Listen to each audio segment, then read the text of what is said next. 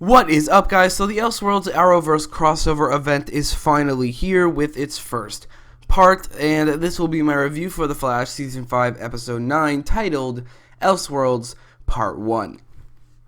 So the whole concept of the crossover, at least how it starts, is the Monitor gives the Book of Destiny to Dr. John Deegan, who rewrites reality and makes it so Barry Allen is the Green Arrow this entire time, and Oliver Queen is the Flash this entire time. And I think the concept itself of the body swap between Barry and Oliver is, or was, a pretty genius concept to begin with, and it led to an incredibly entertaining episode and a very funny episode at that. Like, this episode had a lot of funny moments derived from the situation they're in. It's like situational comedy where Barry is the Green Arrow, Oliver Queen is the Flash. It led to some very funny moments. Not only that, just moments outside of that, even like the callback to the first crossover where Oliver shot Barry. They did that whole thing again in this episode. That was a very funny moment. Or the moment where Oliver was puffing up his chest next to Superman. That was a funny moment as well. This episode was surprisingly funny. Well, maybe not surprisingly, because there were a lot of sneak peeks released, and they were all really funny sneak peeks, so maybe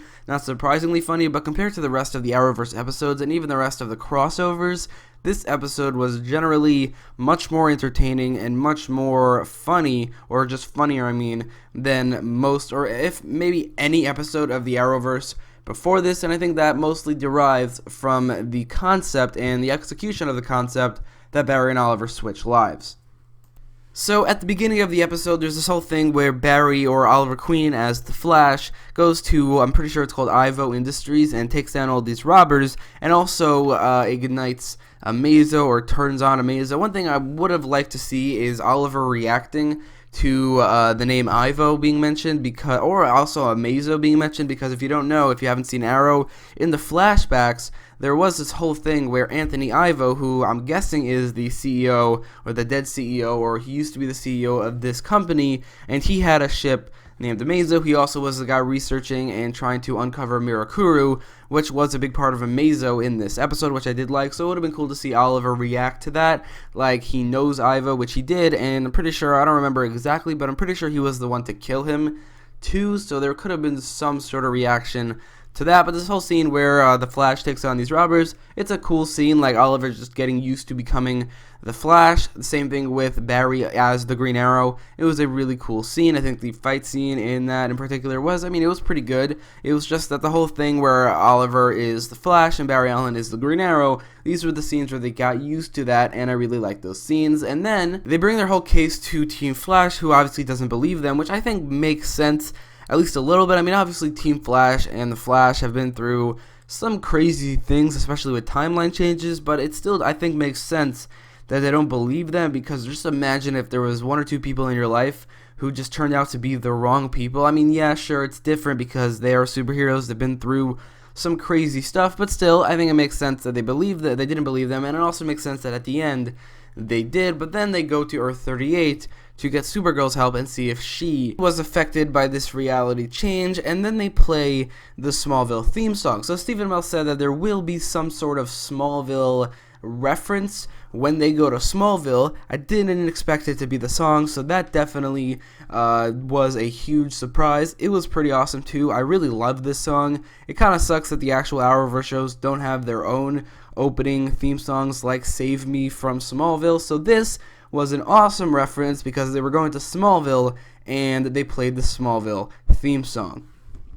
So then on Earth 38, a bunch of pretty important things for the crossover happened. In particular, one, they finally met Superman. The Flash and Green Arrow finally met Superman. This was incredibly exciting. Superman is a character that I thought was always criminally underused ever since he appeared in the first and second episodes of Supergirl Season 2, as well as the penultimate episode and the season finale of that season, and then he hasn't appeared since until this crossover. He was also a character that I thought I just really wanted him to be, just have a bigger part in the Arrowverse, which he has in this crossover, at least in this episode and the third episode. I don't think he'll have a very major role in the second, but the first and third he definitely does. But I'm just so excited to see him have a bigger role and finally meet the rest of the Arrowverse. Although Green Arrow and the Flash are not themselves in this crossover, still it is awesome to see. And then there's Lois Lane, who had her debut in this episode. Although she didn't have much screen time, she was only in like 3 or 4 scenes. I do think that she is a pretty good version of the character. I do like the actress quite a lot in this episode. Again, I don't have much to go off, it's just a couple scenes, but I do think she has the potential to be a pretty great main character, one of the main characters of a potential Superman TV show, obviously along with Tyler Hoechlin and John Cryer as Lex Luthor. That would be pretty awesome. At this point, I think it's actually quite possible. Not probable, but I think it is possible, and I would love to see that. But in this episode, Superman is finally back after 2 years, or like a little under 2 years of not being around in the Arrowverse, and honestly, it is pretty awesome to see. So another huge thing that happened on Smallville was Barry and Oliver's argument, which we learned later was just Oliver being angry that Barry could be so happy as the Green Arrow, which I think is a pretty good conflict in the episode. I did like this conflict quite a lot, and the whole argument between Oliver and Barry, like right after Barry shot him with those remote control arrows, which, like I said earlier, was an awesome callback to the first crossover. A lot of people wanted to see that, like Oliver shooting, or Barry getting revenge on Oliver for shooting him way back then, 4 years ago, which I thought was a pretty awesome callback to that crossover. But moving past that, there was the whole argument between Oliver and Barry, just Oliver ripping into Barry, like just dismantling him as a human being in the entire show in general. A big complaint of the show is that there are so many motivational speeches for the Flash with Iris or somebody in his ear, and Oliver mentioned all of that. Even though I don't know how he knows all of this, still, it's a pretty great moment. And obviously we learn later, like I said, that Oliver was just mad at Barry so because he's being so happy as the Green Arrow. I do think that this whole conflict was, I think, a very well executed conflict. And just like the whole episode, it was very entertaining as well. I do like the back and forth between Barry and Oliver. I think the actors, Grant Gustin and Stephen Amell, really usually bring out the best in each other, which a couple actor duos do in the Arrowverse, and I think these are one of them. And scenes like this, the argument between the two, is definitely one of those scenes, or the thing later, the resolution later, where they talk about how they need to act more like each other for this crossover. I like that a lot. But then they go back to Earth 1 along with Supergirl and Superman to fight Amazo. First of all, Amazo, I love the fact that he was included in this crossover. I always said in the past that I didn't like the fact that Professor Ivo was killed off or even used at all in the flashbacks on Arrow, even though I thought he was a pretty good character and the whole storyline was good. I felt like he was wasted because he never made Amazo, but it turns out in this crossover that he probably did because of the whole Mirakuru connection to Amazo, which I'm guessing the writers definitely did intentionally to connect to Professor Ivo from Arrow Season 2 flashbacks.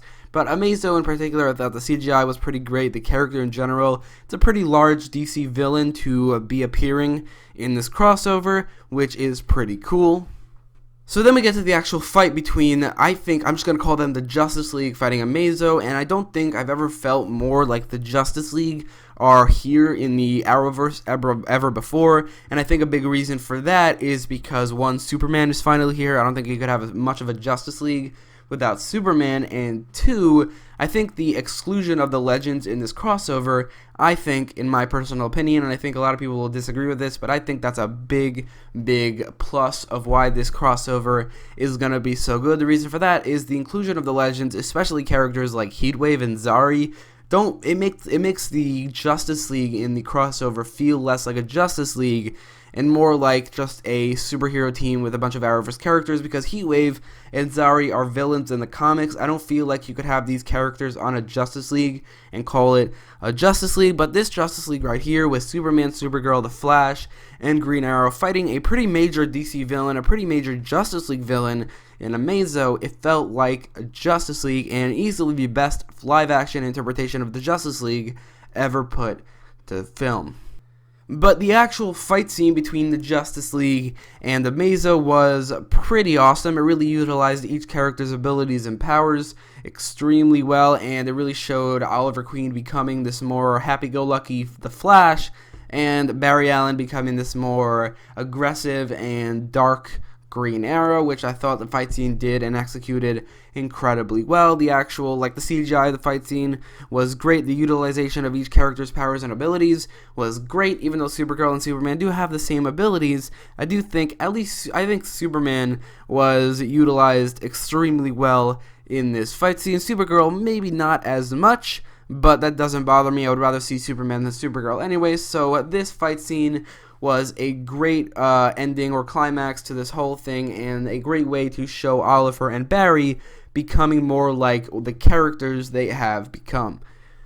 And then that brings me to the ending of the episode, where the team, the Justice League minus Superman, it sucks that Superman, I don't think, will have a major role in Part 2. Lois Lane won't be appearing at all. Superman will probably have a more minor role, which sucks, but anyway, they're going to head to Gotham City after they vibe the Monitor and Dr. John Deegan. The whole scene that we saw at the beginning of the episode, where Dr. John Deegan was handed the Book of Destiny, and then the Monitor goes through the vibe and can talk to Cisco, which I think has been done before in The Flash. I can't remember which character. If you could tell me in the comments down below which villain, probably was a villain, was able to do that to Cisco. I think it might have been Zoom, but I don't exactly remember. But that was a pretty cool moment, and then Oliver sketches down the whole thing, and somehow he saw the Wayne Tower, even though if you actually watch the scene, the whole background is incredibly blurred, and it's basically impossible to tell what it says on those towers. But somehow Oliver was able to see that, maybe using his Speed Force abilities, and now they're heading to Gotham City, which was a pretty awesome ending to this episode. It showed Batwoman with some pretty intense music in the background, and I'm very excited for episode 2.